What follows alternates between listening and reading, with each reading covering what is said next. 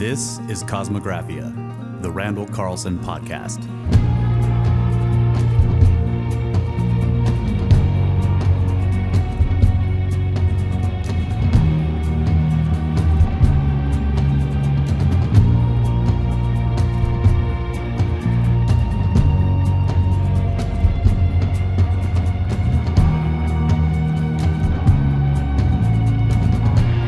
Welcome back, ladies and gentlemen. This is Kosmographia, the Randall Carlson podcast. And we're going to dive back into more of the climate change stuff. I do want to remind people real quick here up front, randallcarlson.com for everything you want to check for Randall Carlson. Sign up to the newsletter. We got trips and tours coming up, and there is always new stuff happening. So make sure you check the website for new things. But yeah, Randall, where are we going today? Well, I thought we'd pick up our disclosure on the carbon cycle and the nature of the beast. All right. You guys ready for the beast? I think so. Yep. Bring it on.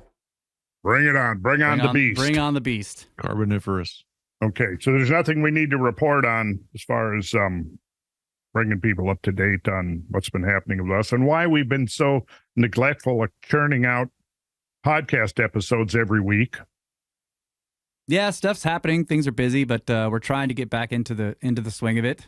So check the live shows. We really want to use that for the current events kind of things and keep this rolling and give Randall maximum time to present his info. But yeah, we can talk about a few things. There's always tours going on, and there's a monthly newsletter. So that's what we try to direct people to every time. He gives commentary and summaries of latest scientific papers coming out, and any tours, any previous episodes that have been released, etc. randallcarlson.com/newsletter will get you there. Just sign up with an email, and it'll come the first Saturday of every month.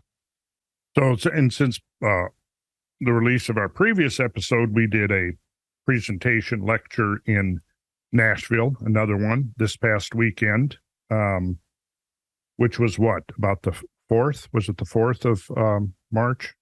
March 4th, yes. March 4th, yes. Let us march forth. That's right. To conquer. So March 4th, we did a presentation in Nashville. At the same place we recorded the Sacred Geometry Weekend introduction. And that, we recorded it, so it was not live streamed, but we recorded it, so at some point in the very near future, we'll have that lecture available to people. And I thought it went very well. It kind of segued over into the idea of education and the specific steps that we could be taking now and into the next few years to try to turn this tide of wokeness and everything else, the degradation that has taken over education in America, and get back to an authentic way of bringing people to knowledge. And I think this tour that we've got coming up is going to be interesting. The next Cumberland tour that we've been talking about with people, that by the time this episode comes out, we will probably have already done that tour, won't we, Brad? You think we will? Oh, yeah. Yeah, so this now will be in the past. But what I find really exciting about this trip is each trip, it's like the number of young people is growing. So we're going to have 6 kids, ages like 10 to 12 to 13 in there, who are going to be going on this trip with us. And I think it's going to be really great to have that young energy and being able to take them out and tell them the story of these incredible landscapes that we're going to be exploring in eastern Kentucky. So within a couple of weeks, by the time this comes out, I'm sure Laura will have posted pictures. We'll have probably some video clips from that trip. And it's going to be some amazing stuff. And Brad, you were just up there doing some recon on some of the trip routes, weren't you? Yeah, definitely. Doing the trails and finding my way around some of the arches and waterfalls that we're going to be going to. Yeah, pretty spectacular landscape up there in the sandstone and the limestone of the Upper Cumberland there in Kentucky. Mm-hmm. Yeah, pretty spectacular. It's going to be a good one. It's going to be a good one. But by the time you see this, I probably say, yeah, it was really a good one, because when people are viewing this, it'll be in the past tense. So yeah, we've been talking about the the carbon cycle. And this is something that seems to be conspicuously absent from the conversation about climate change these days. And yet you can't really talk about the role of carbon without dealing with its important function, really probably more important even than its role as a greenhouse gas, which is its role as in photosynthesis. So what we started getting into was how important carbon dioxide is to the health and well-being of plants. And to get into that whole story of photosynthesis and the relationship between carbon dioxide and plants is extremely interesting. And so I think we should just kind of maybe dive into it. I don't have a really precise order for this information, but I don't think we really need that other than just getting into it. And we will kind of try to place it in a historical context as we go. Stop me if we did this last time. I want to pick it up. Maybe it won't hurt to have a little bit of overlap, but one of the early books that I studied or read to try to understand, get a deeper understanding of some of these cycles in nature was back, I probably was mid-'80s. It was a textbook from 1983 called The Economy of Nature, a textbook in basic ecology. So in this book from 1983, the author, Robert E. Ricklefs, speculates, and this is what he speculates. He first lays out the basic idea that organisms need energy to move, grow, and maintain the functions of their bodies. Energy to support these activities enters the ecosystem as light, which plants convert to chemical energy during photosynthesis. The rate at which plants assimilate the energy of sunlight is called primary productivity. It is important to realize that primary production underlies the entire trophic structure of the community. The energy made available by photosynthesis drives the machinery of the ecosystem. The flux of energy through populations of herbivores, carnivores, and detritus feeders, and the biological cycling of nutrients through the ecosystem are ultimately tied to the primary productivity of plants, which is then in turn, end of quote, which is then in turn tied to the uptake of carbon by the plants. Okay, so during photosynthesis, here's what's happening here. You have plants capture light energy and transform it into chemical energy in the form of organic compounds. These compounds may be stored conveniently in their energy later released to meet the demands of biological processes. Photosynthesis chemically unites two common inorganic compounds, carbon dioxide and water.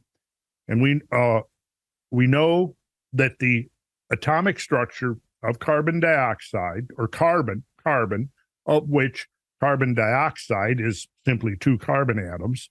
Carbon, the structure of that is electrons, protons, neutrons, like all elements. Electrons. Wait, what did you say about carbon dioxide? Is it CO2, carbon, two oxygen? Yeah. Well, carbon dioxide is, yes, two oxygen. It's one carbon and two oxygen. Yeah, okay. Did I say that? I may have. No problem. No problem. Okay, no problem. But yeah, let's be clear on that. That's what carbon dioxide is. It's a single carbon, two oxygen. The carbon atom is composed of 6 electrons, 6 neutrons, and 6 protons in its non-ionized form. Okay. So again, photosynthesis chemically unites two common inorganic compounds, carbon dioxide and water, and together they form glucose, which is a simple sugar. So the overall equation is you have 6 carbon dioxide molecules. You add to that 6 molecules of water. And what then happens is that is catalyzed by light. 6 carbon dioxide molecules, 6 of water, put those together, catalyzed by light, and then what you get is C6H12O6, which is one molecule of glucose sugar. Plus, you get 6 molecules of oxygen. And this is a key point here. Those 6, you get that 6 extra molecules of oxygen left over. And that's why in the process of photosynthesis, that our extra oxygen molecule is released to the atmosphere.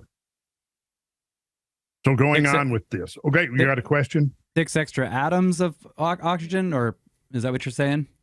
Or 6 molecules? 6 molecules, which... 6O2. 6O2. Okay. Yeah. So because photosynthesis requires gas exchange across the surface of a leaf, productivity also parallels the rate of transpiration of water from the leaf surface. While I'm doing this, Kyle, maybe you would look up the definition of the word transpiration. Okay. And let's see what that says. I could define it, but let's be precise here. You've heard the term transpiration, right? This is the exchange of water with the atmosphere that goes on by means of the leaf surface. I almost said the lunar surface. I didn't mean that. So it's the process of evaporation of water from aerial parts such as leaves, stems, and flowers. There we go.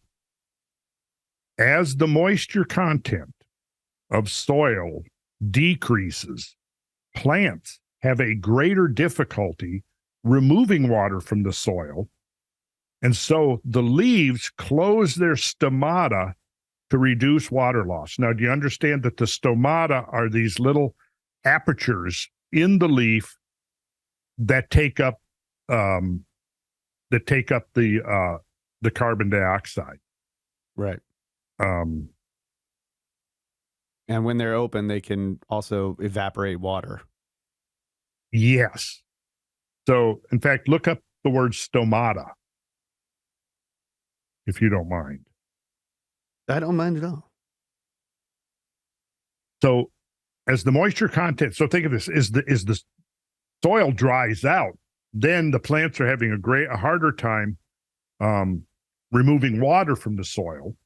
So what they're going to do now is by the apertures that through which water is being lost close down to minimize the amount of water being lost to the atmosphere. All right. Stomata are tiny openings or pores in plant tissue that allow for gas exchange. There we go. Okay, so when soil moisture is reduced to the wilting point, leaves are effectively shut off from the surrounding air, and photosynthesis slows to a standstill. So the rate of photosynthesis is therefore closely tied to the plant's ability to tolerate water loss, which is, in turn, to the availability of moisture in the soil and to the influence of air temperature and solar radiation on the rate of evaporation. So humid environments favor high rates of photosynthesis by reducing transpiration from leaves. Okay, so we're going to keep this in mind as we look here at the effects of increased carbon dioxide on the functioning of plants. We'll come back to this idea of the stomata and the gaseous exchange between the leaf and the atmosphere. Okay. So we're going to come forward now to 1987. And this was in the science journal called Tellus, Tellus. I believe it's out of Sweden. Anyway, they deal with a lot of earth science, environmental science, things like that. This was a 1, 2, 3, 4, 5, 6, 7, looks like a 7-person team, which included Roger Revelle. And Roger Revelle was the climate scientist invoked by Al Gore in his Inconvenient Truth, because Al Gore was a student of Roger Revelle. However, interestingly, Al Gore never actually went into what Roger Revelle thought or knew or believed about the matter of climate change and carbon dioxide, and as a medium for heat capture. And when you start getting into that, you discover that no, there's no clear-cut affirmation or confirmation of what Al is saying in the show. So this is where it gets interesting here, because his name is on this study I'm going to quote from here. And the title, this is 1987, the title of the article is Modeling Stimulation of Plants and Ecosystem Response to Present Levels of Excess Atmospheric Carbon Dioxide. So it's a computer modeling, right? Modeling stimulation of plants and ecosystem response. So they're looking at what this increased. By 1987, they're now considering, the role of and effects of carbon dioxide. And so they're attempting this early computer modeling. Ecosystem response to present levels of excess atmospheric carbon dioxide. And this is what they say here. A large number of carbon dioxide stimulation experiments with selected plant communities in controlled or semi-controlled environments suggest that the annual production and biomass accumulation is increased at elevated CO2 concentrations. I'll read that again because it's so important. The stimulation experiments that they did with selected plant types and communities in a variety of controlled or semi-controlled environments suggest that the annual production and biomass accumulation is increased at elevated carbon dioxide concentrations. If CO2 stimulation of net primary production is a real effect in natural ecosystems as well, the dynamics of the presented models suggest that there may be an increase in standing biomass as well as in litter and humus carbon. Okay, they're speculating, and to just strip it of its technical terminology, they're saying that, well, maybe there's going to be an increase in the sheer mass of plants in the global environment, right? There may be an increase in standing biomass. So that includes anything above the ground. But not only the standing biomass, but also the litter and humus carbon, which comprise the ground mass and the soil. Now, so they're speculating. They're doing this computer modeling, and what the computer model is telling them is that the increase in carbon dioxide in the atmosphere is very well going to stimulate an increase in the mass of plants, the increase in the standing biomass. Okay, so now we'll come forward by 10 years to an article by a soil scientist in the journal Science in 1997 entitled Carbon Dioxide and Vegetation. So what happens to vegetation when greenhouse gases, mainly carbon dioxide, increase in concentration and the temperature goes up?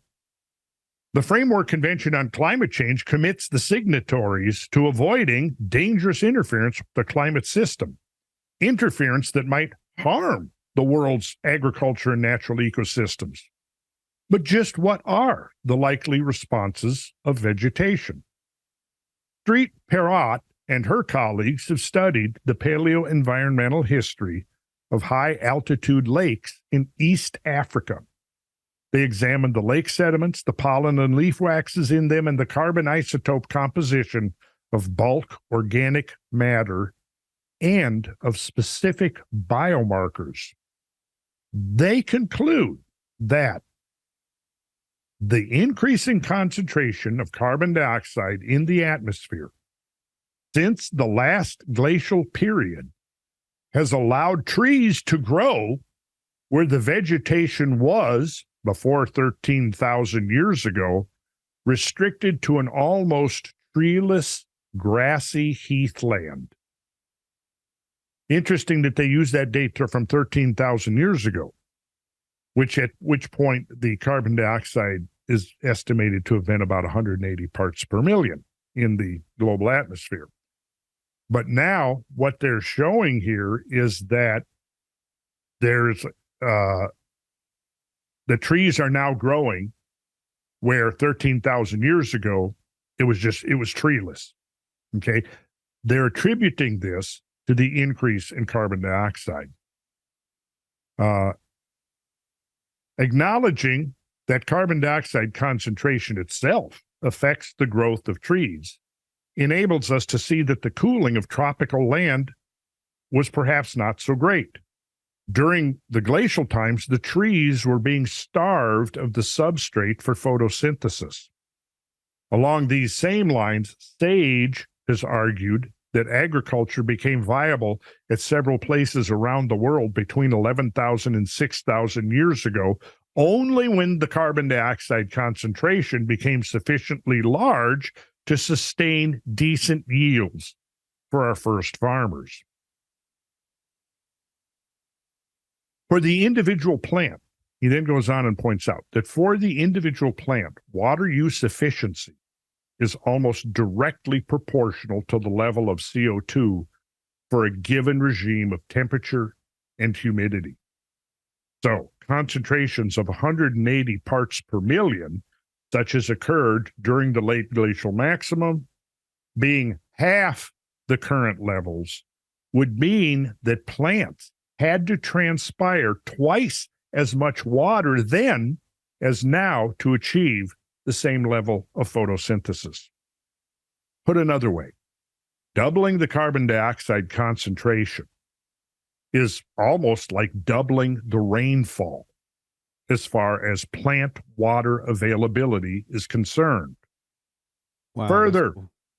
Increased greenhouse forcing also speeds up the hydrological cycle, and so on average, the actual rainfall increases with increasing CO2 concentration.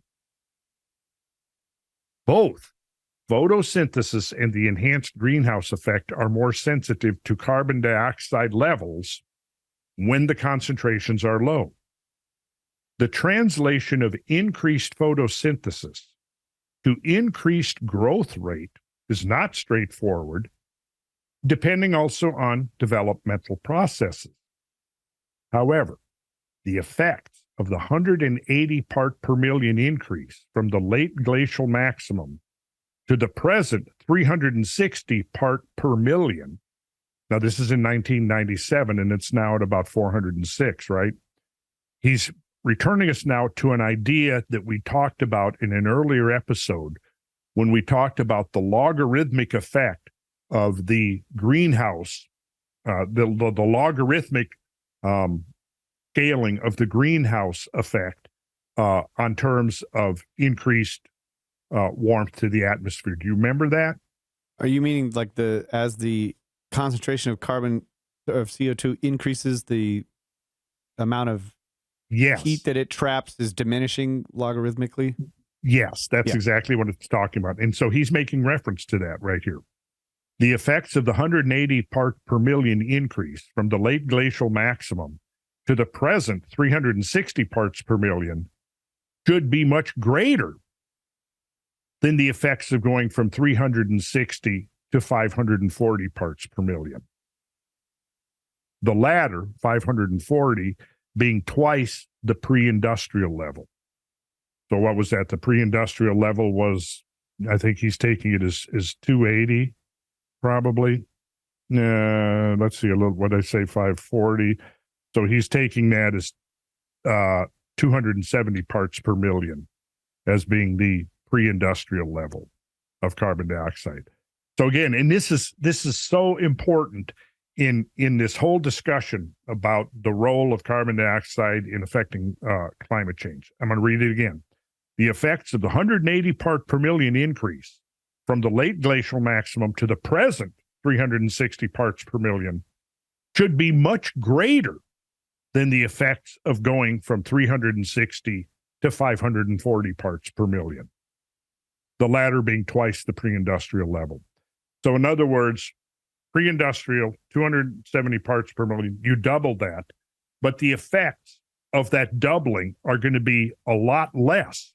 He doesn't go into how much less, but we learned that the decreasing thermal capture ability of carbon dioxide diminishes in a logarithmic scale. So each increment is an order of magnitude less than the previous. Is he also talking about the effects that it has on plants, or is that not? He's talking about the climatic effect. He's talking about the climatic effect. Okay. Because actually both, he says both photosynthesis and the enhanced greenhouse effect are more sensitive to CO2 levels when the concentrations are low. Okay. So in other words, take down the concentration of CO2, that is going to be, so there, it's an enhanced effect because the increase from 180 to 280 parts per million is going to be a lot more than the same increase of, say, 280 to whatever, or from 400 to 500 and whatever. Because as you increase the amount of carbon dioxide, the amount of heat trapped by it is diminishing logarithmically. And of course, as we've talked about, the way this has gotten around in the computer models of the IPCC is to introduce these positive feedback effects, primarily in the role of water vapor, which is something we should come back and definitely talk about. And we will be talking. So at low levels of CO2, any increase or decrease has a much greater effect on the warming and cooling than it does when CO2 levels are high. Yes, that's right. That's exactly right. Plants are also much more sensitive to changes down at low levels than they are to high. Okay, yeah. Yes, got it. That's perfect. Great. I'm glad we clarified that. I have a little question, sort of like a side. Sure. But I was curious about when you're talking about the grasslands versus later when there's trees growing there in East Africa. Are trees, do you think they're scrubbing more CO2 in general than grasslands? Good question. And I think the answer is yes. I think they are, because you see, with the trees, you got to think of it that the carbon dioxide is literally combining with water to create substance. Yeah, it's building the tree. But grasses produce a lot of material. Yeah, this is true. This is a really good question. I probably encountered that somewhere in the studies, but I don't remember off the top of my head. But in terms of if you're partitioning the biomass, say, into trees and grasslands. From grasses, yeah. I don't know the answer. Because I'm curious about like the response of the plant life to the different levels of CO2 in the atmosphere. Is this like almost like a balancing effect? Like if there's a whole bunch of CO2, then naturally the trees are able to grow, but are they mitigating that increase? You see what I'm saying? Like, yes, because maybe they're capturing more, or yes, I'm just curious. The more plant talk about feedback loops. As the biomass increases, it's just like, think of you're a little kid and you eat, and you're going to eat at what portion that you're going to eat if you're a 3-year-old. How much are you going to eat at a meal compared to when you're fully grown? Well, you eat, and that food that you intake literally gets turned into the substance of your body, and whatever it is, the genetic processes in there that convert that into the substance of your body. As you grow and get bigger, you're going to consume greater amounts of food. Right. Yeah. In the same way with the tree. So the trees has the potential, one that's fully grown, to be consuming quite a bit, I imagine. Yeah, but it's probably going to be consuming its maximum while it's growing, because it's converting it into substance. And then once it's reached maturity, it'll probably then level off. Wouldn't that make sense? Because now it's not using the carbon dioxide for growth anymore. It's not converting it. Well, it is, because it's still like, if it's a deciduous tree, it's going to lose its leaves, and then it's got to create new leaves. That's a lot of material again. I mean, that's a lot of material again, right? And then, also the other thing that the biomass does is decrease the albedo as well, right? It would. Yeah, it certainly it would. Yeah, so it's consuming light in a sense. Yeah. Okay, so let's go on here. Plants of today are much less water and carbon dioxide limited than they were at the late glacial maximum. Nevertheless, one suspects that the direction of change in the near future will be the same as that following the late glacial maximum. That is, one of increased effective rainfall. Not so much the actual rainfall, but remember the idea that, as he said in the previous one, that doubling the CO2 concentration is almost like doubling the rainfall as far as plant water availability is concerned. So now he's saying that the direction of change in the near future will be the same as that following the late glacial maximum. That is, one of increased effective rainfall, with the agricultural and ecological consequences that follow. Given that the availability of water for agriculture is already becoming such a problem, this aspect, at least, of atmospheric change is a welcome one. Well, yes, it is. You know, what the implication here is that growing things, including anything that's being grown agriculturally, is going to benefit from the increased carbon dioxide. Now, let's jump back to 1992, also in the journal Science, by 3 authors, obviously European climatologists, or let's see, we probably got, I'll look up and see what actually their credentials are, but they're publishing in the peer-reviewed journal Science. Article 1992 entitled Biomass and Carbon Budget of European Forests, 1971 to 1990. So this is looking at the biomass and carbon budget of European forests over a period of 19, almost 20 years. The results of this study then were published in 1992. And here's what they said. The facts about forest resources seemingly contradict the widely held view that European forests are declining. So up to this point, and I can actually remember reading articles and studies in the 70s, even into the 80s, talking about the decline of forests. I have a book on my shelf back there that's the guy is railing on with a doomsday scenario about that within 20 years, the forests of the world are going to be almost eliminated. And so there was this widely held view that globally forests were declining, and especially so in European forests. However, and now that we are doing actual studies, what it showed is that the facts about forest resources contradict the widely held view that European forests are declining.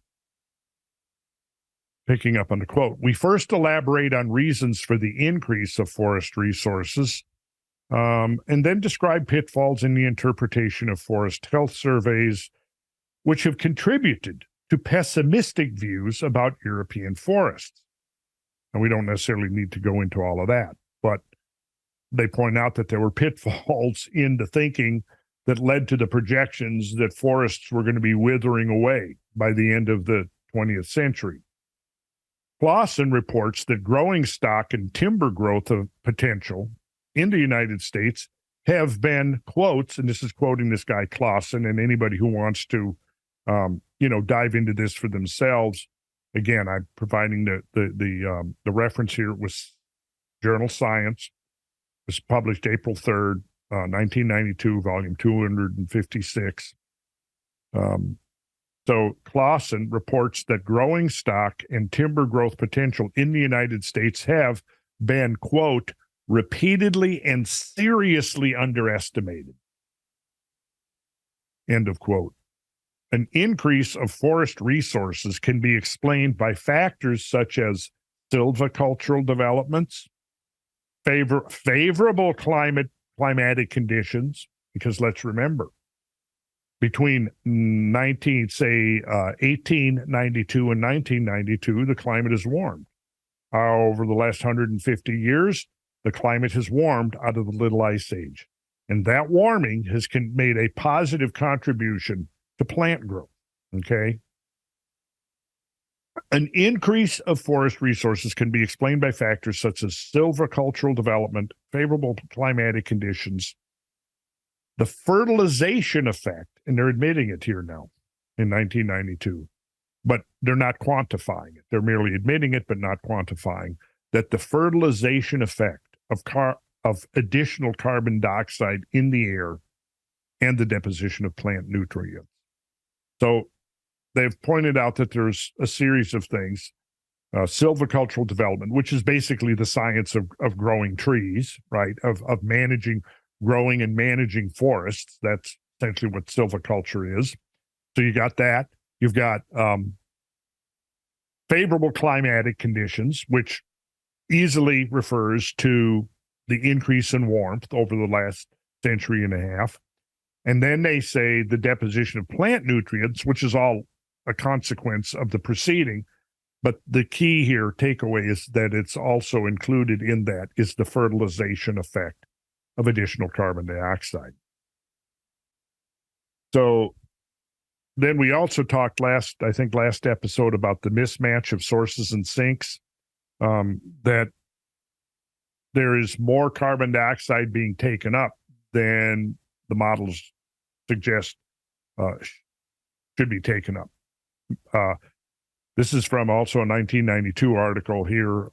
Actually, it's the same one, of the biomass and carbon budget of European forests, and they're pointing out this mismatch of sources and sinks. You know, a source is somewhere the carbon dioxide is coming from, and a sink is where it's ending up. You know, is that sink going to be in biomass? Is it going to be in the oceans? Is it going to be ultimately the ultimate sink, as we found out in the previous episode, was the carbonate rocks? And we found out that there's a huge amount of carbon dioxide locked up into the limestone rocks. Global carbon budgets have been constructed taking into account emissions of carbon dioxide from deforestation and fossil fuel consumption, absorption of CO2 into oceans, and the buildup of CO2 into the atmosphere. Budget calculations have remained incomplete since the estimated annual sinks appeared about 1.2 billion tons of carbon too low. Budget calculations have remained incomplete since the estimated annual sinks appeared about 1.2 billion tons of carbon too low. Our data indicate that European forests accumulated 85, and here you go, Kyle, in the European forests, accumulated 85 to 120 million tons of carbon per year in the 1970s and 80s. This alone represents 8 to 10% of the missing flux in the global carbon budget. If global or universal mechanisms play a role in Europe, similar biomass accumulation should have occurred in other continents.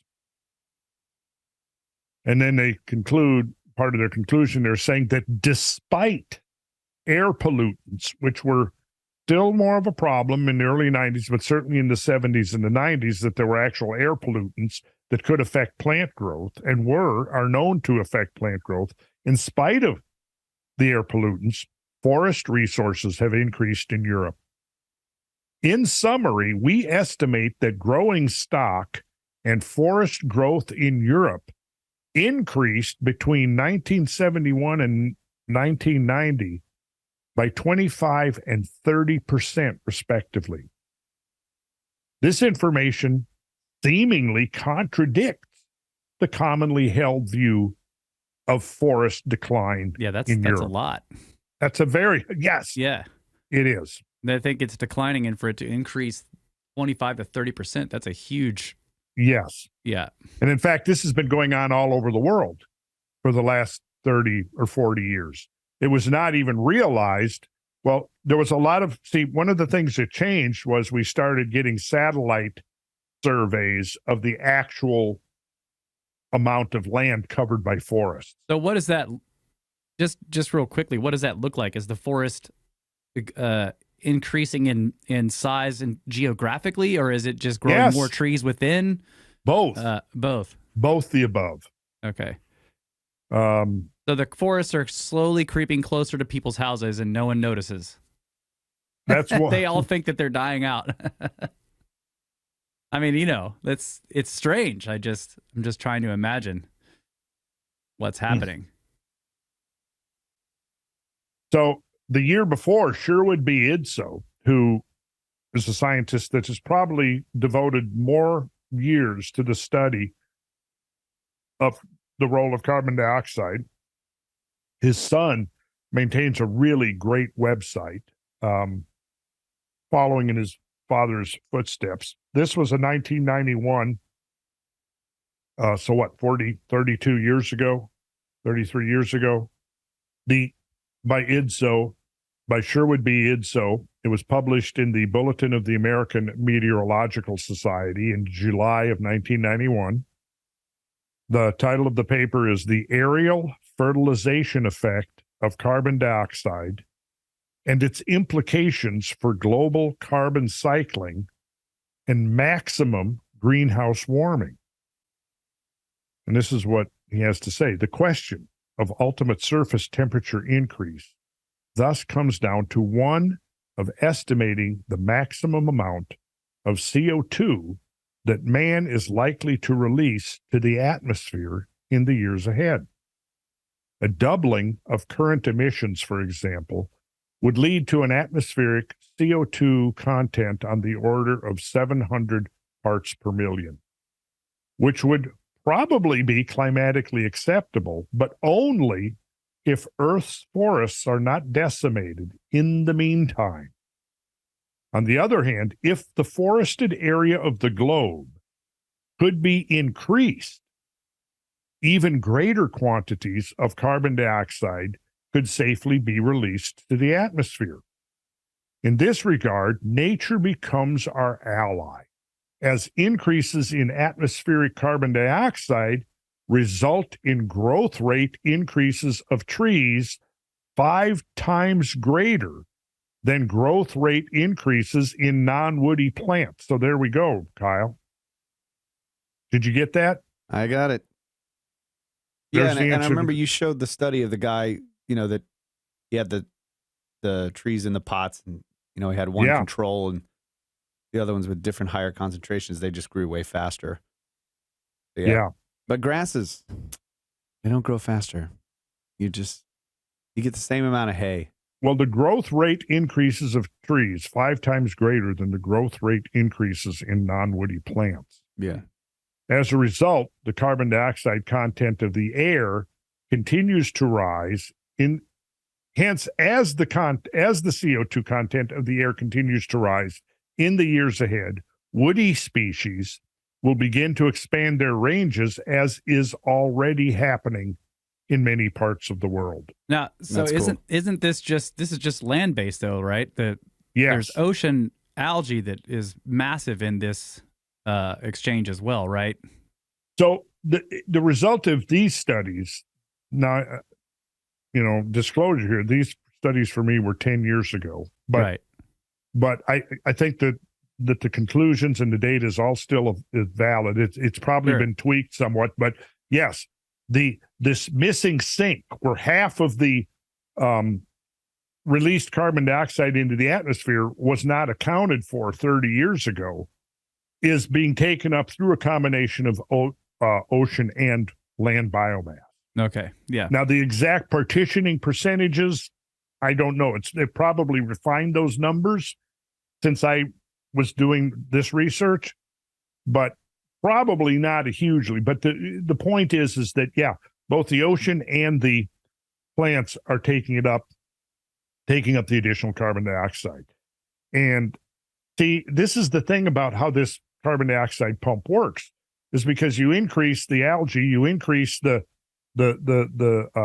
planktonic and benthonic feeders of the increased biomass in terms of algae and so on.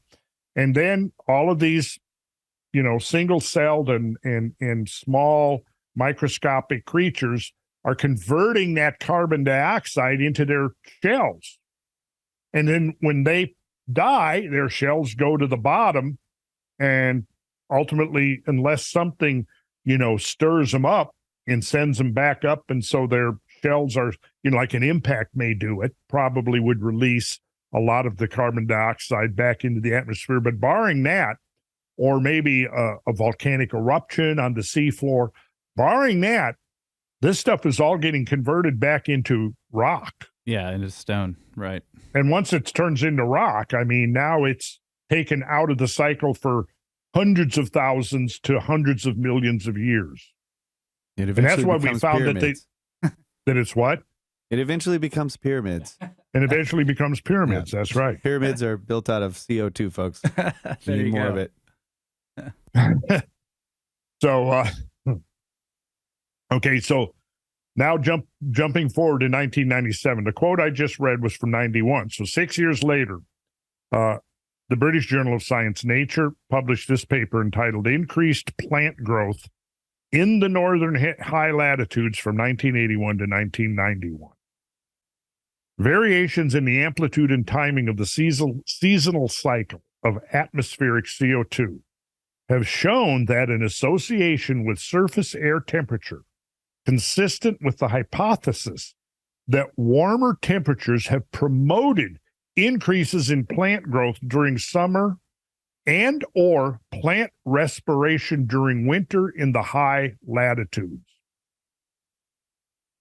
Here, we present evidence from satellite data that the photosynthetic activity of terrestrial vegetation increased from 1981 to 1991. The winter and spring warming in the interior of the continents of Asia and North America in the 1980s may be a result of natural causes not yet explained, but its timing is consistent with an enhanced greenhouse effect caused by a buildup of infrared absorbing gases in the atmosphere. Now, notice he's saying it could be that, but it also could be natural causes not yet explained. And later on, as we go forward with this and circle back and take a more in-depth look at the sun, I think we're going to be able to say that, yes, we can now explain some of those natural causes after 30 years of solar observations or 25 quarter century of solar observations since this paper was written. Okay. Yeah. So the timing is consistent with an enhanced greenhouse effect caused by a buildup of infrared absorbing gases in the atmosphere. Although it amounted to a departure of only a few tenths of a degree from previous record temperatures, it was associated with far greater warming in the spring months at high northern latitudes. Biospheric activity there, based on our analysis, increased remarkably as a result of this warming. In other words, biospheric activity. In other words, the health and vigor of the biosphere increased remarkably in that 10 years. That's something to keep in mind, and that I think is probably being de-emphasized. Yeah. I think it is. You want to take a break real quick and Sure. come back? We're right at a break time. Okay. Let's do it. All right. We will be right back.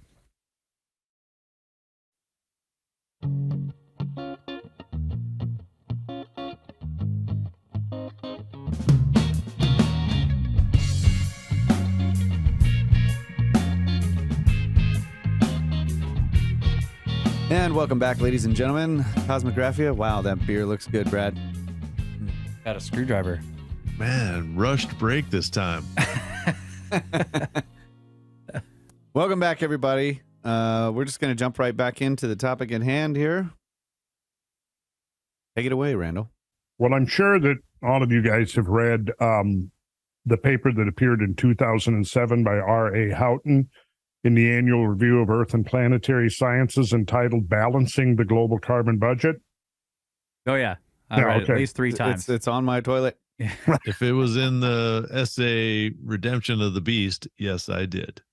I'll bet it was. So, Brad, you get an attaboy there. I've read Redemption of the Beast. Then you have read it. Okay, good. Yeah, excellent.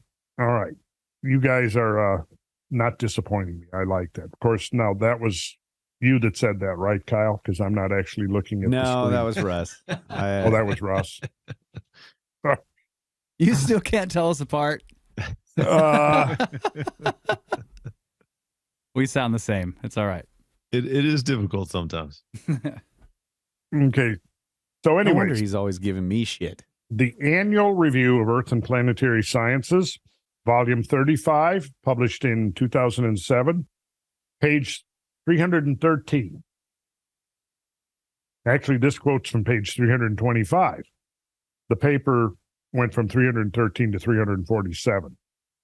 So experiments have shown that C3 plants, now there's C3 plants and C4 plants, and that refers, and I'm not going to get into that because I want to move along at a pretty good pace here. It's just the photosynthetic pathway that it's referring to. And pull the microphone up a bit, Randall. Sorry. And some of the photosynthetic processes of some plants are geared more to drier conditions, and some are geared more towards moisture conditions. But C3 plants are the important ones as far as human well-being, because it includes all trees, most food crops, and vegetation also in cold regions. So experiments now have shown that most C3 plants respond to elevated concentrations of carbon dioxide with increased rates of photosynthesis, increased productivity, and increased biomass. So the plants that include most of the plants that we eat, they respond to elevated concentrations of carbon dioxide with increased rates of photosynthesis, increased productivity, and increased biomass. The biomass response to elevated carbon dioxide averages between 20 and 30% based on measurements from more than 100 experiments. The pools of carbon in the litter and soil carbon also increase under elevated CO2. Warmer temperatures and changes in soil moisture often favor the growth of trees, and in the longer term, the spread of trees into tundra, savannas, and grasslands. So we're gaining trees at the expense of grasslands, Kyle. Increased temperatures in cold ecosystems, for example, in tundra and taigas, increased productivity and carbon storage. Increased temperatures in cold ecosystems, increased productivity, and carbon storage. And then he states the obvious. One aspect of warmer temperatures is a longer growing season, as observed now over the boreal zone, which is the northern zone, and temperate Europe. So this is one of the things that has been observed in perhaps the last 50 years, is that along with the warmer temperatures that have, say, a degree centigrade in the last 100 years, roughly, one aspect of warmer temperatures is a longer growing season. And this has been observed in both northern, that is boreal zones, and in temperate Europe. So the factors described above often interact non-additively to influence carbon storage. For example, high concentrations of CO2 enable plants to acquire the same amount of carbon with a smaller loss of water through their stomata. Did you get that? High concentrations of carbon dioxide enable plants to acquire the same amount of carbon with a smaller loss of water through their stomata. I wonder what that amount of water is like on a global scale, because that would be interesting, because water vapor being a greenhouse gas. Mm-hmm. So again, you're reducing the amount of water vapor entering the atmosphere. Yes. Because their stomata are not losing so much water to the air. Right. So he goes on to say here that this increased water use efficiency reduces the effects of drought. Higher levels of carbon dioxide may also alleviate other stresses in plants, such as high temperatures and ozone. The observation that productivity is increased relatively more in low productivity years suggests that the indirect effect of CO2 in ameliorating stress may actually be more important than the direct effects of CO2 on photosynthesis. Carbon dioxide and nutrients may also interact synergistically to increase carbon storage. Nitrogen fertilizer and elevated CO2 together had a greater effect on forest growth than the sum of their individual effects. And further, this relative stimulation was again greater in a nutritionally poor site. In other words, the lower the health of the biosphere, the more effective the carbon dioxide is in producing an improvement. So yeah, and I would imagine that the effect that the increased carbon dioxide has on the efficiency of water probably is what also allows the plant to more efficiently utilize like nitrogen and stuff, the micronutrients from the soil. Yes. Okay, so now here's from a study that appeared in the New Phytologist, volume 139, issue 3, July 7th in 2008, entitled Tree and Forest Functioning in an Enriched CO2 Atmosphere. Forests exchange large amounts of CO2 with the atmosphere and can influence and be influenced by atmospheric CO2. There's been a recent proliferation of literature on the effects of atmospheric CO2 on forest trees. More than 300 studies of trees on 5 different continents have been published in the last 5 years. These include an increasing number of field studies with a long-term focus and involving CO2 stress or environment interactions. The recent data on long-term effects of elevated atmospheric carbon dioxide on trees indicate a potential for persistent and enhancement of tree growth. Recent studies indicate that elevated CO2 causes a more persistent stimulation of biomass increment and photosynthesis than previously expected. That's a good one, because in all the environment and the promotion of the narrative, those recent studies that are being cited here were conveniently ignored. But I'm going to read it again. Recent studies indicate that elevated CO2 causes a more persistent stimulation of biomass increment and photosynthesis than previously expected. In other words, the beneficial effects of carbon dioxide on the biosphere are greater than they had imagined. And now I'm going to do a quick screen share here, if I can find you guys again. I open a screen here, and then you guys get hidden. And I have to go looking for you. Here we go.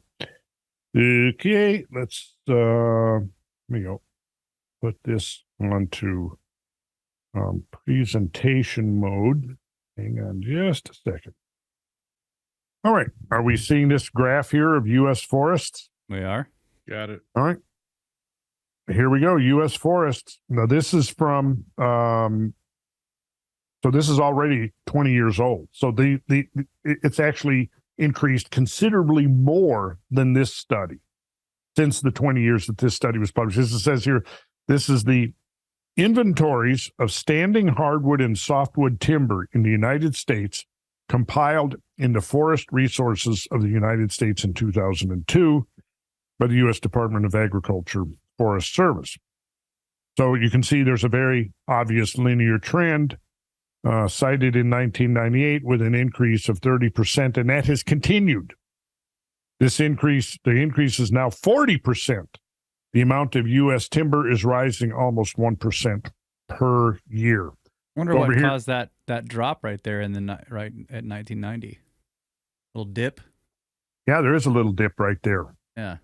And there's probably an interesting explanation. Yeah. And I don't know what it is, except that would have been about 1988. So interestingly, that would have been about the same year that, Congress met to establish the IPCC. 1988 was when James Hansen made his presentation to Congress about the scary narrative about increased carbon dioxide and global warming. But notice the y-axis over there, hardwoods and softwoods in billions of cubic feet. Well, I mean, I don't know if I can trust this source, but I'm just looking at a headline here. Global deforestation peaked in the 1980s. Maybe. There we go. That's probably it right there. So that could have been deforestation. And then you'll notice here, as you get to the top square, it's actually shifted over to the high side of the linear trend. So that probably is what that is. That's probably deforestation. But in spite of the deforestation, between 1950 and 2000, the amount of 40% increase in cubic feet. So we've gone from 600 billion cubic feet to looks like about 860 billion cubic feet. I'd like to update this and get a more current estimate. I'm sure that would be easy enough to do, but I would guess that the linear trend has probably continued right on. And then this one is an interesting graph. Over here, notice you've got on the y-axis is the percent growth enhancement. So, down here is zero growth. And then as we come up here would be a 200% growth enhancement and a 320% growth enhancement. And here's on the x-axis, you've got your atmospheric CO2 enrichment. And notice it's going from 0 up to, what is that, about 1,350 parts per million, 1,300, about halfway between 1,200 and 1,500. So your blue is your healthy plants, and your red is your not healthy plants. So this is the data summarized from 279 published experiments in which plants of all types were grown under paired, stressed, open red circles, and unstressed conditions. There were, we don't need to get into all of that, but the plant mixture in the 279 studies was slightly biased toward plant types that respond less to CO2 fertilization than does the actual global mixture, which means then that this graph is very conservative in terms of the beneficial effects on plant stress with respect to increased or enhanced carbon dioxide. As it says, therefore, the figure underestimates the expected global response. CO2 enrichment also allows plants to grow in drier regions, further increasing the response. So in other words, the plants that are stressed under various conditions are affecting more to the enhancement than the plants that are already healthy and don't really need it. And there's a number of different kinds of things that can stress plants, the obvious being a drought. The other, of course, can be various kinds of infestation. And so I'm going to stop share there. But also, again, to point out, Mount St. Helens went off right at 1980. I was wondering about that too. And it like obliterated tons of trees. So I wonder if that maybe you don't think that's enough? I don't think it's enough. I know it a lot regionally. I'm sure it would have had effects. Yeah, because it did obliterate what, I was just looking at 500. I was trying to find the numbers, how many acres or whatever, but they did say more than 4 trillion board feet of timber were destroyed or damaged by the lateral blast. That's 9,400,000 cubic meters of wood. That's a lot of trees. That is a lot of trees, yeah. And then there was this massive ash fallout that drastically reduced forest growth and health in various areas. So, I mean, who knows? Maybe it did have a long-lasting effect that resulted in, I don't know. But it is interesting that it happened right at 1980. When you stand there in the park overlooking the mountain that's 5 miles away, and you see the side flank of it blasted out, you really get a sense of it was a huge event. And lots of trees were blasted down, and they're still visible, just strewn out in that blast pattern all around the area. All right, let's come back to Sherwood B. Idso and the Bulletin of the American Meteorological Society. He pointed out that, considering the fact that carbon dioxide is the primary raw material used by plants in producing organic matter via the process of photosynthesis, and that the more carbon dioxide there is in the air, the better plants can perform this vital function, even under conditions of limiting light, water, and nutrients. 3 things that can cause stress in a plant: limiting the light available, limiting the amount of water, and limiting the amount of nutrients. This being the case, as literally hundreds of laboratory and field experiments have clearly demonstrated, the carbon dioxide sequestering ability of the world's plant life should rise right along with the CO2 content of the atmosphere. And at some future date, it may be possible that it will have risen high enough to offset man's perturbation of the global carbon cycle and yearly remove from the atmosphere all of the CO2 that we yearly put into it, which would stabilize the carbon dioxide content of the air and prevent it from rising further. So then he goes on to some specific experiments that were done. I'm not going to get into all of the background. I'm mostly going to just jump to the conclusion. Just a few points. That there was an experiment that was begun in July of 1987. And so you had 8 genetically identical 30-centimeter tall sour orange tree seedlings planted.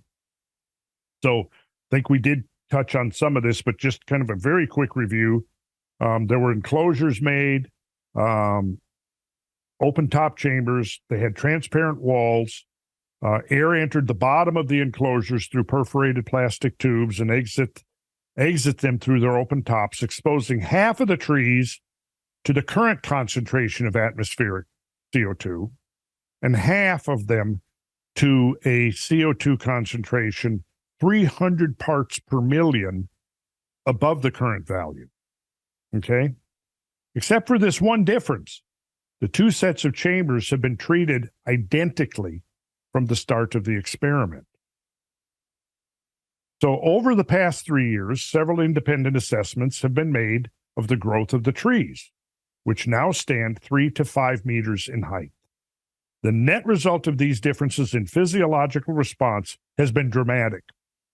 After 2 full years of growth, an assessment of the volumes of the tree's trunks and branches revealed that the CO2 enriched trees contained, and we did cover this, but it's important, so reviewing it, revisiting it is a good thing, that the CO2 enriched trees contained 2.8 times more above ground sequestered carbon than did the ambient treatment trees.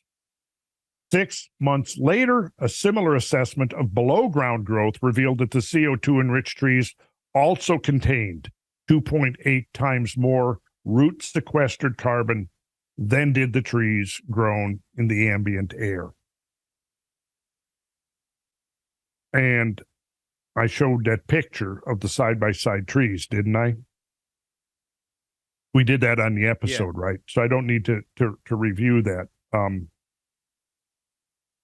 So here's kind of how he concludes here. As vegetative productivity increases simultaneously over the entire planet, humans will harvest greater quantities of organic matter from each unit of land, thereby alleviating the pressures that currently lead to the felling of forests.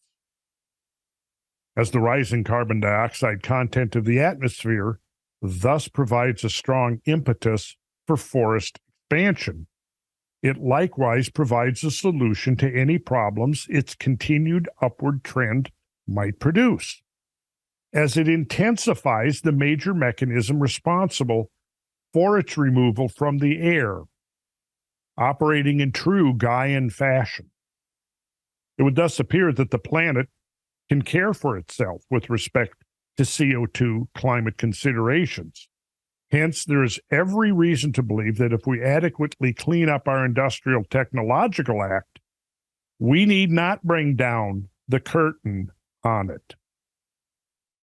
And then I'm going to jump here to another share screen. So he was just basically saying, if we can clean up the pollutants that we make, we don't need to worry about the CO2 because the earth can handle this and the plants will, That's exactly what he said.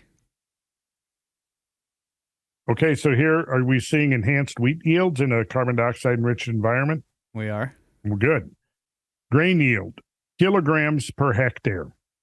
And you'll notice here in these studies that in all cases, so here's your grain yield, and you've got 370 parts per million and 550 parts per million. Now, 370 parts per million, we've passed that by about 35 parts per million. We've not reached 550 parts per million. But look at the increase in your dry wheat, a 21% increase in yield. Your wet wheat, 8%. And then notice here, you get the next year, 93, 94. Look, your dry wheat is increased by 25%, your wet wheat by 12%. So here's wheat as an example on a specific type of plant. Here you're looking at calculated growth rate enhancement of wheat, young orange trees, and very young pine trees already taking place as a result of atmospheric enrichment by CO2 from 1885 to 2007. That's in A. Okay, so here you've got your production normalized to 295 parts per million. So your orange here, 295 parts per million. So this would have been, pretty much at the beginning of the industrial age. And then at 383 parts per million, this was where it would have been, 10, 12 years ago. Yeah, so it's easy with those graphs to see that the trees have a much larger benefit. Yeah, look at your young pine trees. Yeah, the wheats, the grasses versus the trees. But in every case, there's an increase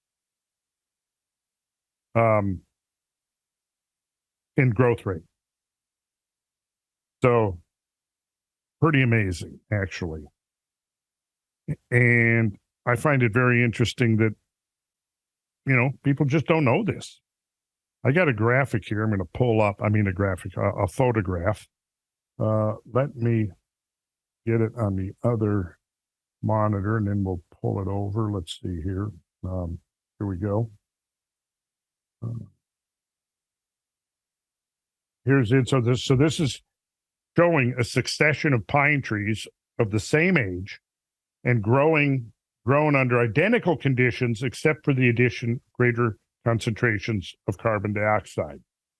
So you'll see in this photograph. We gotta share it. I'm about to do that. Okay. Here we go. So you'll see in the photograph on the left is ambient.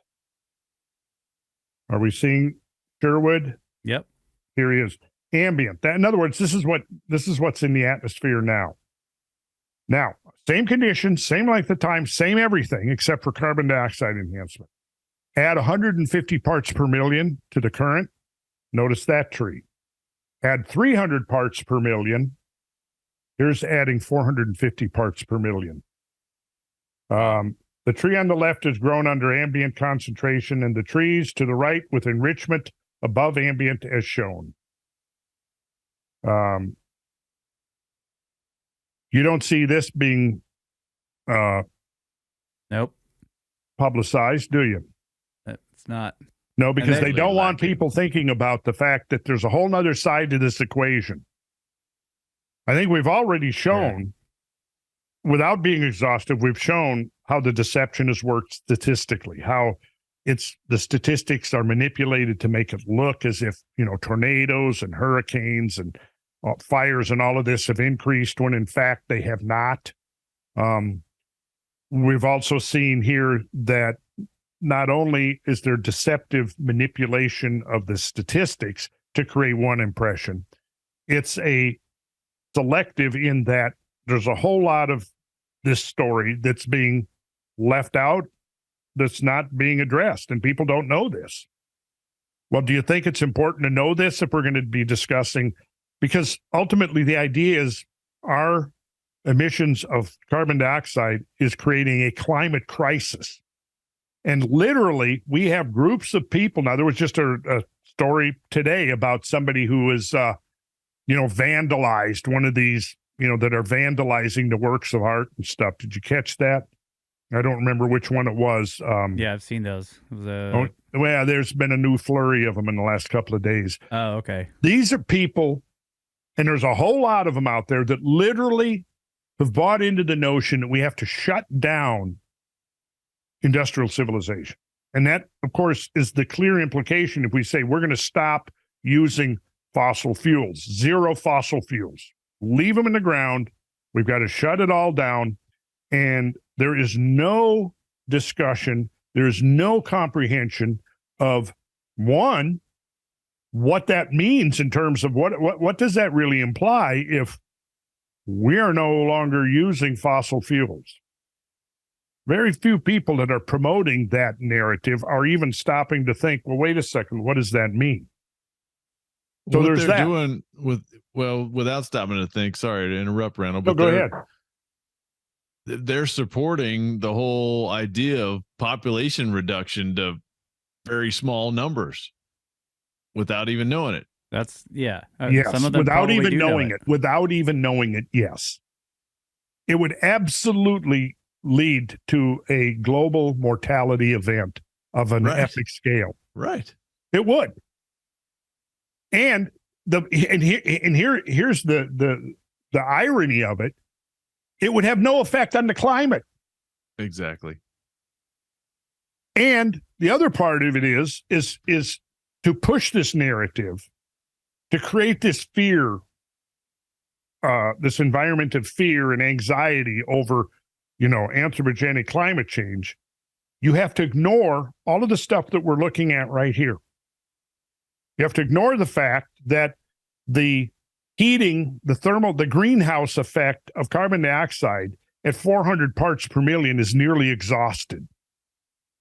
You have to ignore that. And then you have to ignore the fact that the increased carbon dioxide in the atmosphere is fueling a literal regeneration of the biosphere. It is literally doing that. And people are failing to put the context in, and that throughout the 2 million years of the Pleistocene, Planet Earth has been in a severe carbon dioxide drought, the lowest concentrations of carbon dioxide since the beginning of the Cambrian. We've looked at those graphs. We've seen that. So again, there's no context to even have this discussion in most people. Let me ask a question before you switch the slide here. Sure. Because I don't know. This is showing it's pine trees, right? So they've got needles. I don't know how that compares to the stomata, the stomatal apertures on a leaf. Well, go back to I would think that a leafy plant would be even more advantageous from this.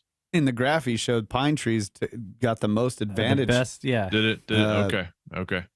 Well, yeah, I agree trees. with the question. Like, where are the stomata on the needles versus the deciduous trees? Like, but it did show that the pine trees had the best benefit for increased CO2. Okay. Yeah. Okay. Yeah. It was 248% for young pine trees, and it was 111% for orange trees. Now, I guess orange trees are deciduous. I'm assuming they have stomata.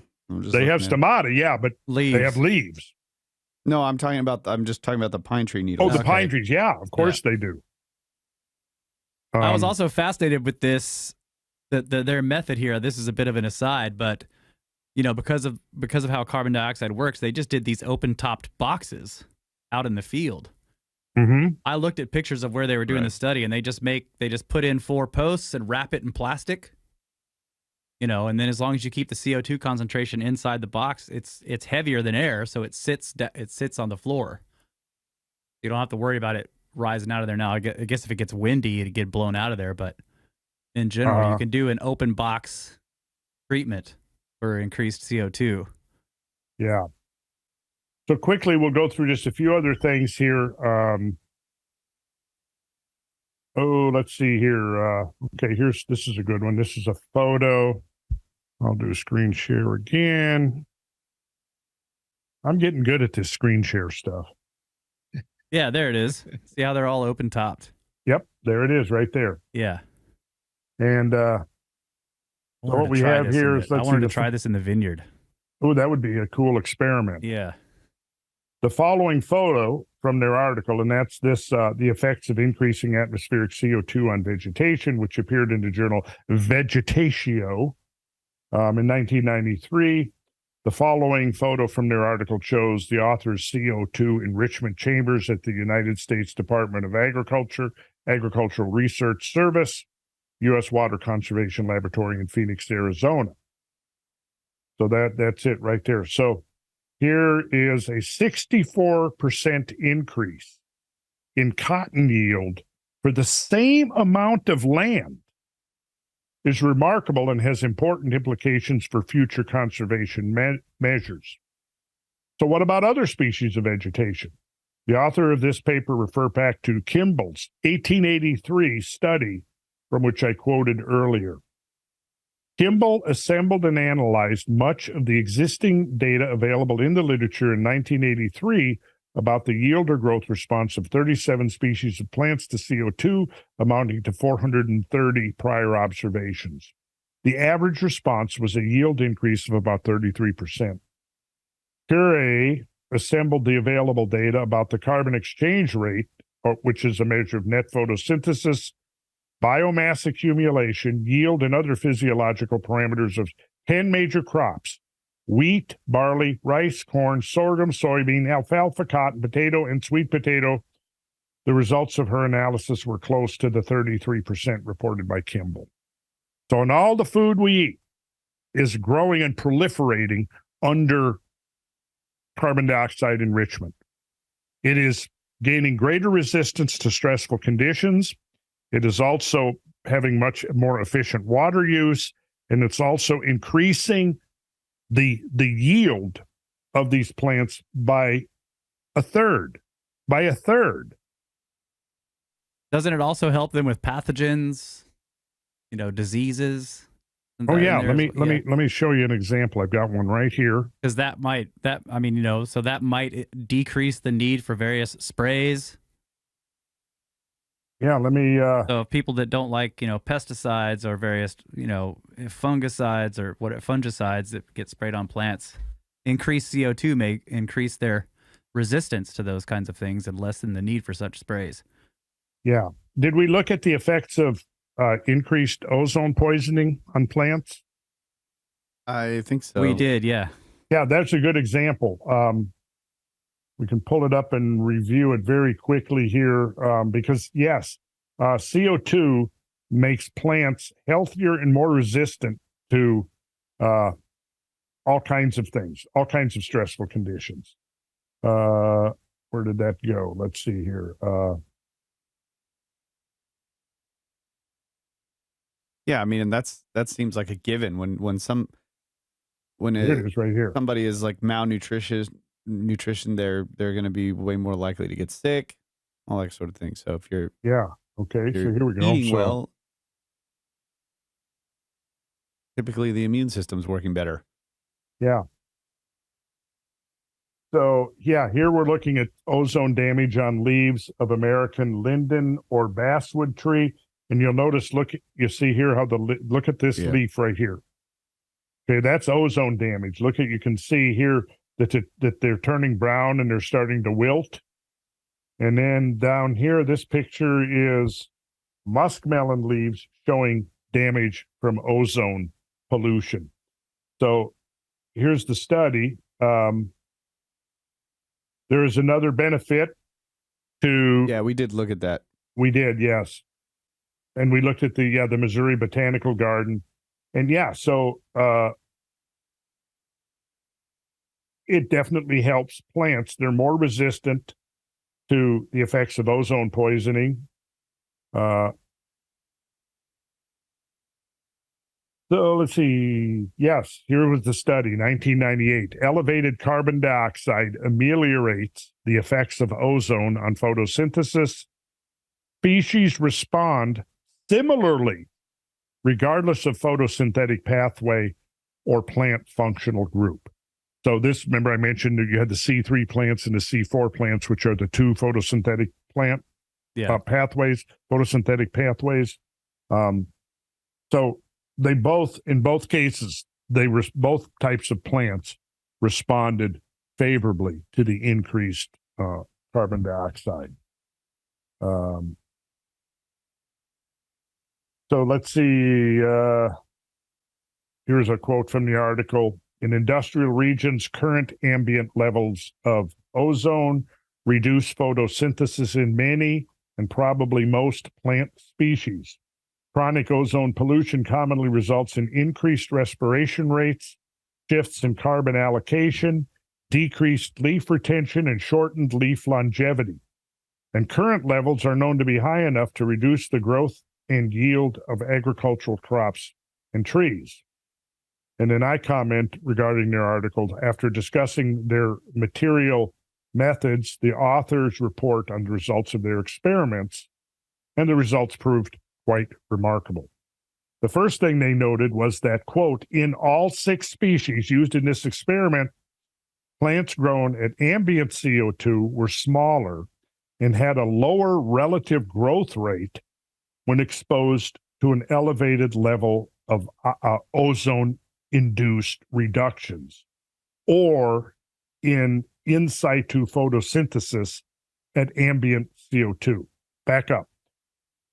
Elevated ozone-induced reductions in situ photosynthesis at ambient carbon dioxide. In other words, the current. In other words, under a concentration of carbon dioxide equal to present atmospheric concentrations, the presence of ozone caused stunted growth in the test plants. However, and this is where it gets interesting, quote, examination of the interactive effects of carbon dioxide and ozone revealed that elevated carbon dioxide reduced the deleterious effects of high ozone on both photosynthesis and growth. I mean, so we could go on. I mean, I have page after page documenting the beneficial effects of carbon dioxide. And nowhere has this been refuted. It's just ignored. It's never discussed. It's never. No, it's never discussed. It's ignored. So maybe by doing this, we'll stimulate some discussion. In fact, maybe at some point when we get some time here, we could put together a reading list for those people that are serious and really do want to learn about this, because it's very important. And the whole climate crisis narrative is being used and will continue to be used as a mechanism of social control. Is there anyone that we could approach to talk with you about it on the podcast that would take the other side? Because pretty regularly we get comments in the videos, well, it'd be good if Randall had somebody to, talk the other side. But I know we had one of our videos recently, and you brought up how people said you were cherry picking, right? But the other side's cherry picking also, and you're kind of picking up the stuff that they threw on the ground and ignored. I mean, what are they going to say? Are they going to, they can't refute the stuff I've just presented here. I don't think so either. So yeah, that's part of why we don't have somebody here to pick up the other side, because they, they can't refute it. Right. Right. The other side is what's out there everywhere you turn in the mainstream media. Misinformation, disinformation, stretched in fact, Julie picked up this book. It was on a dollar book rack over at Emory, and she thought it would be fun to look at. So she picked this up. Now, this is by Dr. John Cook. Dr. John Cook? This guy's a cartoonist. So here's the book. And when you see this, you realize how they're taking this complicated discussion that really has many nuances and lots of perspectives on it, a lot of detail, and they're reducing it to a kindergarten level. And this is what's being offered for mass consumption by the people who don't really have a framework for thinking about these issues. So I'm going to hold the book up here. Oh, yeah. Cranky Uncle versus Climate Change. So it's like anybody then who raises any doubt or question or alternate narrative, not completely disregarding their credentials, whether it's a Judith Curry or a Roy Spencer or a Richard Lindzen or a William Happer, the list could go on of distinguished scientists that have brought up one problem or another or one point or another about the climate crisis narrative. But they are all being reduced, hundreds of them, literally, to a cranky uncle. Cranky uncle. Yeah, the cranky uncle. The ultimate straw man. I think we're going to have to. I think we're going to have to bring some of these memes together. And what I'm picturing now is the cranky uncle with snorts of derision. Actually, it's the cranky uncle who's questioning. Yeah, it should be cranky uncle versus snorts of derision. That's the book we need to make. Yeah, there we go. It's the cranky uncle versus, yeah. Yeah. So I shall take on the mantle of the cranky uncle. All right. Cranky Uncle Randall. We could go through this because... Why do you hate the planet, Randall? Why do you hate all life on Earth?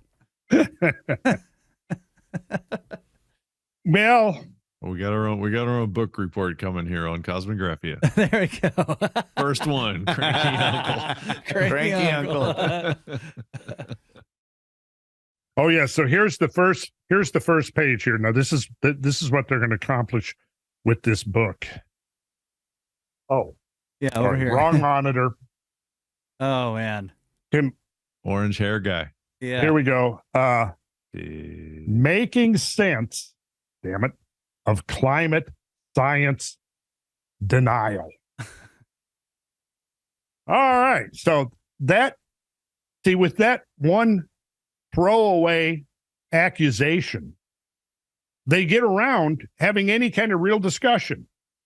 You see, anybody who questions this narrative is engaged in science denial. And yet here is irony of ironies. Who's really the ones in science denial? That's why I've got this whole article that I'll be posting, wrote years ago, called Who Are the Real Deniers? Who are the real deniers? No, it's not the cranky uncle. It's the experts. It's actually the politicians who are writing the summary for policymakers of the distillate, which is the distillation of the science produced by actually some good scientists who, working in good faith under the auspices of the Intergovernmental Panel on Climate Change. However, what's happened is that if they put out a politically incorrect view and then they stick with it, they usually lose their position in the crew of approved scientists. How much more time do we have? Well, what does it get back to? The budgets and getting grants and getting the money to do their studies. Yeah, we got 10 minutes. Okay. Then I think maybe what I shall do is jump into. But it's like they're denying to actually report the real science. Well, yes, that's what the denial is going on. You got it. I mean, that's it right there. Okay. So this was, in terms of somebody presenting the other side, this is an example of a challenge that I got from someone. And this is like 8 years ago. I think it was in 2015. My date here on this is August 31st, 2015. And this was based upon somebody was challenging me about, the guilt of the fossil fuel companies, right? And that's still a thing that's ongoing, to try to get climate reparations from the fossil fuel companies. So there's a whole gaggle of lawyers now that are, right, wanting to, like vampires, wanting to feed. We need to punish you because we bought all of your products. Right. So somebody is asking me about, Exxon and some of this stuff that they were doing back in the 70s and the 80s. And this is what my response. He was quoting an article that came out in mainstream media that was entitled "A Giant Corporation Lied About Science and Got Caught." Okay. So I say, when I looked at the work of these corporations that they supposedly, the computer models that they were generating way back then, that supposedly was their foray into the science and any predictions or prospects as to the consequences of increased fossil fuel. I mean, of carbon dioxide, they were looking at that. Yes, they were absolutely looking at that back in even in the 70s and the 80s, right? So what first struck me, and this is my response to this guy, after reading through the reports of actually procuring the original reports that Exxon and others came out with, okay? That's what I'm referring to here. What first struck me is that their work relied on computer models and were exploring worst-case scenarios. Given that current computer models have failed to accurately represent what is occurring now, particularly in terms of the divergence between projections and actual global temperatures, the computer models from the 70s and the 80s must have been notoriously inept at producing realistic projections of the future. I think that at least some of the scientists involved in this realized that there were too many variables to determine precisely the role of CO2 to any high level of confidence. What I see here is too typical of the fearmongers who are trying to paint a picture of some vast conspiracy to deny science, when what they mean by science is big government-funded, officially sanctioned science that was created in pursuit of an agenda that does not allow dissent or alternate points of view. The United Nations Framework Convention on Climate Change is pretty unambiguous in its mandate to the IPCC to make the case for anthropogenic climate change to the exclusion of all other factors. And given that congressional investigations have revealed that Exxon contributed only about $20 million to various groups over a decade, only some of which had anything to do with climate change, and this was the supposed primary source of funding for the nefarious AstroTurf groups that it is claimed are misleading the poor, gullible public, I would suggest that one considered the billions, yes, billions, that the global warming zealots have received in one form or another in the same time period. There's a lot more I could say, but due to constraints of time and space, that will have to wait for now. I will only say that the treatment of this disclosure by the pro-warming factions is a prime example of propaganda in the service of an agenda rather than attempt to understand the reality of the situation. To which I got a response from, this was posted online. Now I got a response from a Democrat activist, okay, who I actually knew, met him. I won't mention his name here, but it's not important. But he was a Democrat activist. In fact, he even ran for a local office as a Democrat, and I think he got it, like as a commissioner or something. Anyways, this is what he said. Randall, I'm quite shocked at what I see here. Not the further accumulation of evidence that the fossil fuel industry has long been aware of and funding denial of anthropogenically caused global warming, as this has long been obvious to anyone who understands the fundamentals of climate and the simple notion of gases trapping heat in the atmosphere, along with the simple fact that money corrupts. How could it not, as you once said to me? No, what's astonishing in your denial of this wealth of science and evidence of both climate change and corporate malfeasance in favor of a conspiracy theory on the part of government, rather than the megacorporations whose monetary incentive, combined with their corporate muscle, simply cannot logically be denied. Now, if I grant that, then I would also probably have to accept the fact that large corporations that are receiving billions in subsidies and money to develop green energies are going to be guilty of the same thing, are they not? Yeah. Boiled down. My government doesn't have any muscle or any money to be, right? They're totally innocent of that kind of stuff. They don't do conspiracies in the government. That's not what happens in government, right? So then this is how he concludes. Boiled down to the essential analysis, your convoluted reasoning here does not withstand comparison to the available facts and information, though you may simply deny them. In short, you're wrong about this. So I say, blank, at the outset of a discussion, this is my response to that. At the outset of a discussion of this important issue, I would request of you to first provide the evidence for fossil fuel industry malfeasance of which you speak.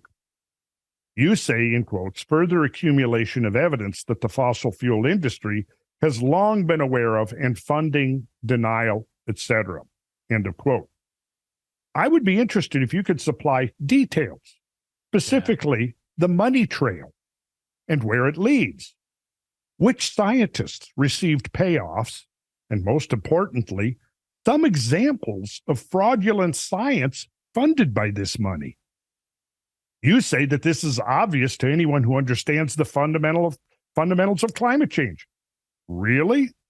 The potential of CO2 to influence the climate has been recognized long before Exxon funded some research in the 1980s, going all the way back to Svante Arrhenius in the late 19th century.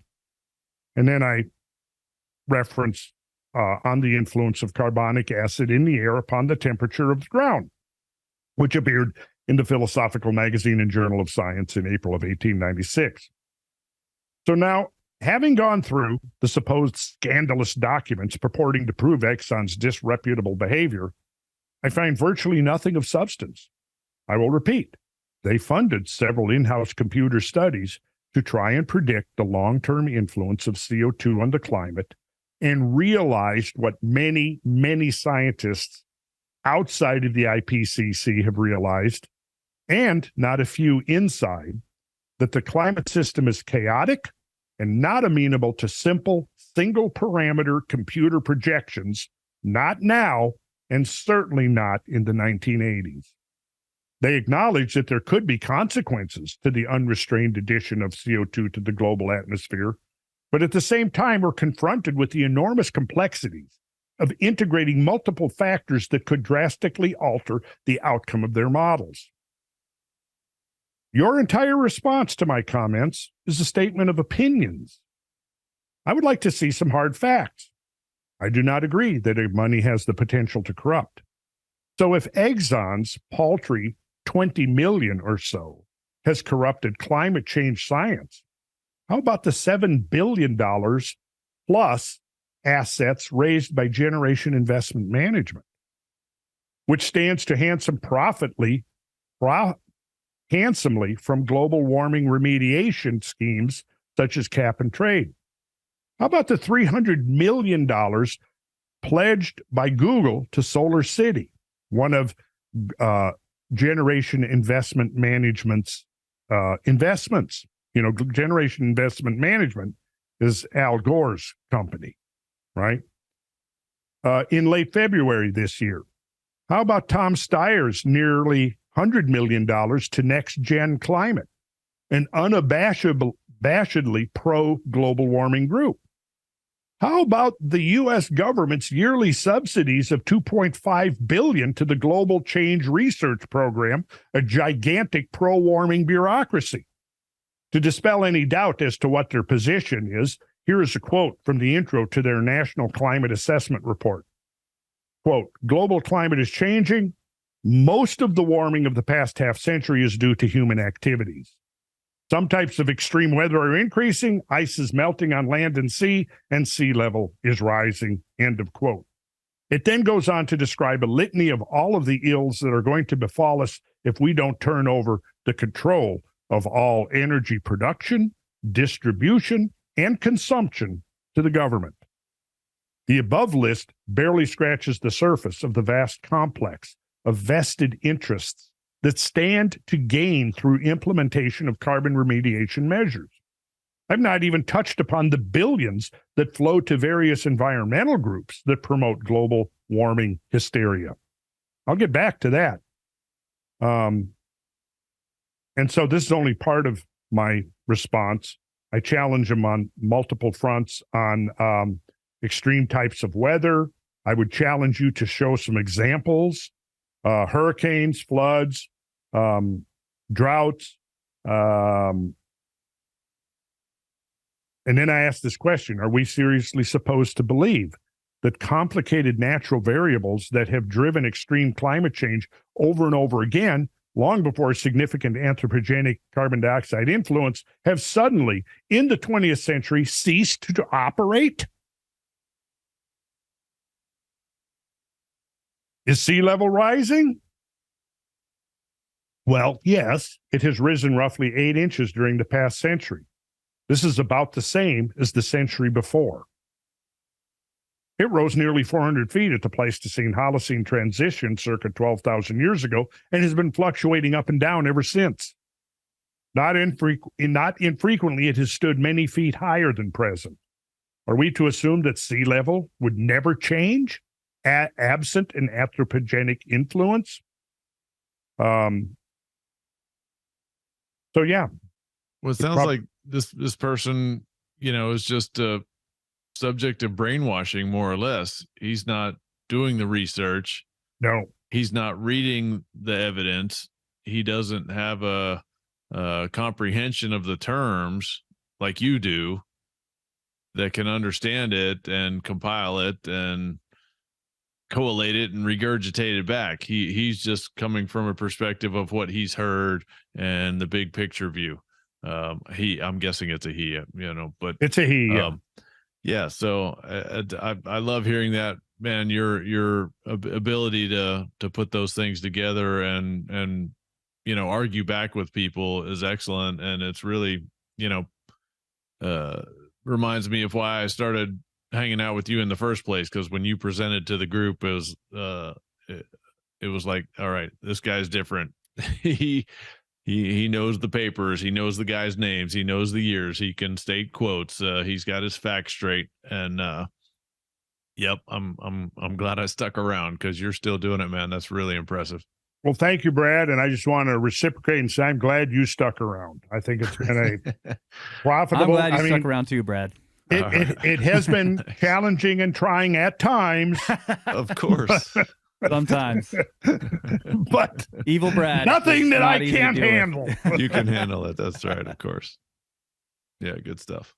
But yeah, that was, Randall, that was fantastic. And I have noticed briefly, I know we got to end here, but I have noticed this, and maybe I've mentioned it before, but if you try to engage people on this stuff, you say, well, where is the evidence that humans are causing the climate change? Then they start showing you evidence for changes. Yeah. And I'm like, okay, so you're showing me that things are changing, but where's the evidence that people are causing it? Mm-hmm. But they think that part is just taken for granted. If change is taking place, it is humans causing it. Yes. Right. So but then when you that's part of the definition now. Yeah. Yeah. And when you actually look at the history of changes in the climate, what you see is that what's happening now is no different than what was happening. That's what I'm saying. A century ago, a century before that, that the climate, the primary characteristic of the climate of this planet is variability. Variability, that's right, yeah. Constantly. Yeah. It really reminds me of the Aztec That's priests. denier talk. Yeah. The Aztec priests that knew from their astronomers that there was going to be a total eclipse, and then they're trying to create the impression that they're somehow in control of that. Yeah. And it's to me that it's like that.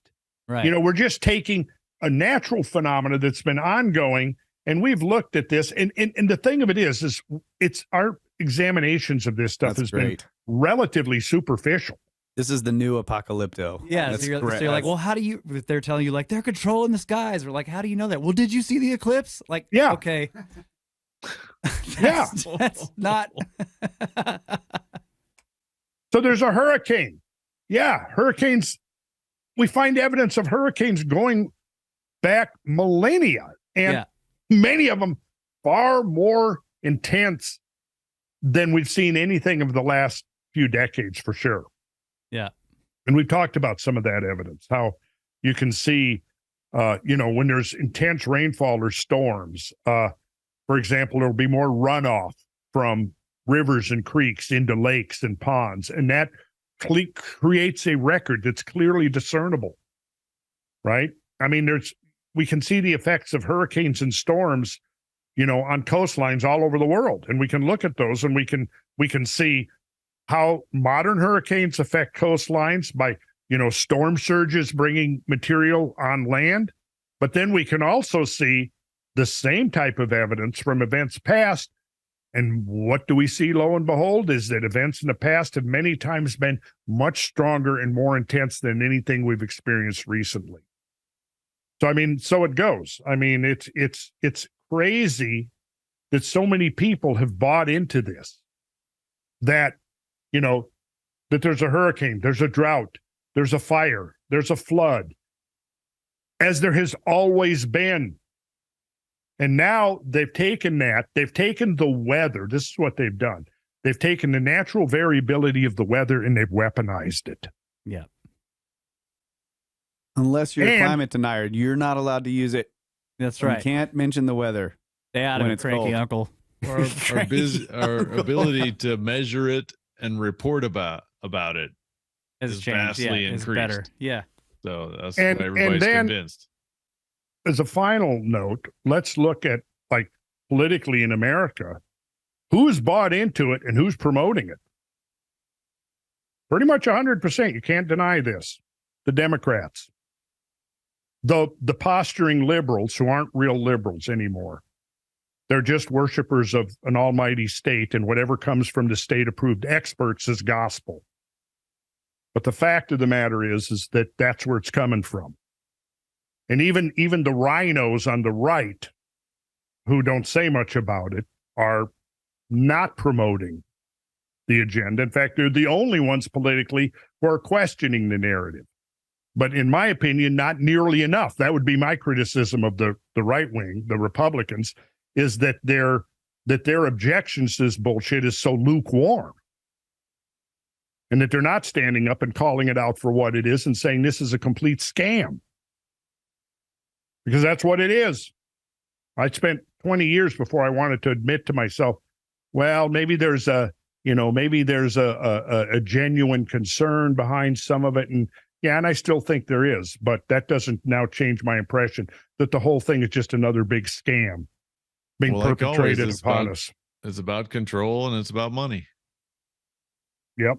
Well, about control and about money. And, let the market decide. But we're all going to see now, what comes of this. Interestingly, because we may very well have a ringside seat to the next industrial revolution. Yeah. Well, that ought to be fun. That would be that's very possible. I mean, our man is in India right now trying to negotiate a licensing deal. So let's hope that something comes of it. Because if it does, guys, we're off and running on another level. All right. So. All right. We're wrapping it up there. Let's wrap it up. Wrap it up. That's Great all, stuff. folks. We're wrapping it up. Thanks, Randall. That was a great show. Appreciate it. Thanks. There'll be more. There'll be more. I mean, we got a lot more, and we'll probably spend a couple more episodes really laying this stuff down and trying to anticipate the things that people might say in objection and head them off at the pass. All right. Because there is pretty much a response to every objection I've seen up to this point. There's an alternate response. So, all right. Once again, randallcarlson.com for everything Randall related. That's right. Sign up to the newsletter. Keep an eye on the website and the newsletter for updates, trips, tours. They got one coming up that's going to be done by the time this comes out, but there's more coming. We got Scablands, Montana. And exciting stuff. Yeah. And also some videos by Malcolm going to be on our video platform partner, howtube.com. There you go. There we go. Coming soon. Final mention, just to remind people that there's a website, Sacred Geometry International, fraudulently and illegally selling my work. So spread the word if you can. Anything that you can do to get that message out is helpful and appreciated. That is not Randall Carlson. It is not Randall Carlson. But people have been telling me recently that they've been buying stuff from there and then finding out that it's not me and getting really upset about that. Yeah. And of course, can't blame them. How do you think I feel? Okay. All Thanks, right. guys. Enjoyed it. Guys. Enjoyed it. In these days, that's hidden will be revealed also. Yep. Good night. See y'all. Good job, Randall. Great stuff, man. Thanks, guys. More to come. 96 out.